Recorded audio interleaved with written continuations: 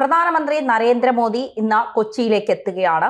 വിവിധ പദ്ധതികളുടെ ഉദ്ഘാടനവുമായി ബന്ധപ്പെട്ട് എത്തുമ്പോൾ തുടക്കത്തിൽ തന്നെ പോർമുഖം തുറന്നിരിക്കുകയാണ് സർക്കാരും കേന്ദ്ര സർക്കാരും തമ്മിൽ. അതായത് റിയാസിനെ ഒഴിവാക്കി, മരുമകനെ ഒഴിവാക്കിയതുകൊണ്ട് സ്വാഭാവികമായും മുഖ്യമന്ത്രിയും പരിപാടിയിൽ പങ്കെടുക്കില്ല, മറ്റു മന്ത്രിമാരും പങ്കെടുക്കില്ല എന്നാണ് പറയുന്നത്. റിയാസിനെ ഒഴിവാക്കി BJP സംസ്ഥാന അധ്യക്ഷനെ പരിപാടിയിൽ ഉൾപ്പെടുത്തി എന്നുള്ളതാണ് അവരുന്നയിക്കുന്ന ആരോപണം എന്ന് പറയുന്നത്. യഥാർത്ഥത്തിൽ റിയാസിനെ ഒഴിവാക്കിയതിന് പിന്നിൽ എന്തായിരിക്കും കാരണം? ഇന്ത്യൻ പ്രധാനമന്ത്രി നരേന്ദ്രമോദി കേരളത്തിലേക്ക് വരുന്നു. അതിൽ കേന്ദ്ര ആവിഷ്കൃതമായ പദ്ധതികളുടെ എല്ലാം തന്നെ ഉദ്ഘാടനം നടക്കുന്നു.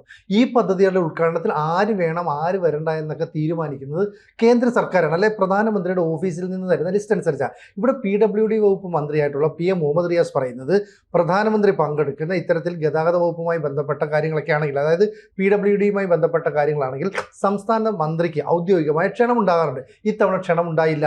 എന്തുകൊണ്ട്? അത് വളരെ ഗൗരവമായി നമ്മൾ മനസ്സിലാക്കണം. കാരണം നമ്മുടെ റോഡിലൂടെ സഞ്ചരിക്കുമ്പോൾ പലയിടത്തും ദേശീയപാത യാഥാർത്ഥ്യമായി, NH 66 യാഥാർത്ഥ്യമായി. എന്നിട്ട് രണ്ട് ഫോട്ടോ ആണ്. ആരുടെയാ? ഒന്ന് മുഖ്യമന്ത്രി പിണറായി വിജയന്റെ, രണ്ട് PM മുഹമ്മദ് റിയാസിന്റെ. സത്യത്തിൽ ഈ കേന്ദ്രാവിഷ്കൃത പദ്ധതി എന്ന് പറഞ്ഞാൽ കേന്ദ്ര സർക്കാരാണ് ഈ NH 66 വേണ്ടിയിട്ട് പണം കൂടുതൽ മുടക്കുന്നത്. അതിൽ ഒരു നിശ്ചിത ശതമാനം മാത്രമേ സംസ്ഥാന സർക്കാർ മുടക്കുകയുള്ളൂ. 2014 മുതൽ ഇത്തരത്തിൽ NH 66 കാസർഗോഡ് മുതൽ തിരുവനന്തപുരം വരെയുള്ള പാത ഒരു 6 വരി പാതയാക്കണമെന്നുള്ള ലക്ഷ്യത്തോടുകൂടി പ്രവർത്തനം ആരംഭിച്ചു.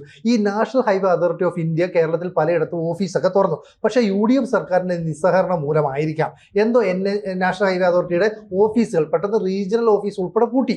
കൂടുതൽ വാർത്തകളും വിശേഷങ്ങളും നിങ്ങളിലേക്ക് എത്താൻ ABC മലയാളം സബ്സ്ക്രൈബ് ചെയ്യുക, ബെൽ ബട്ടണും അമർത്തുക.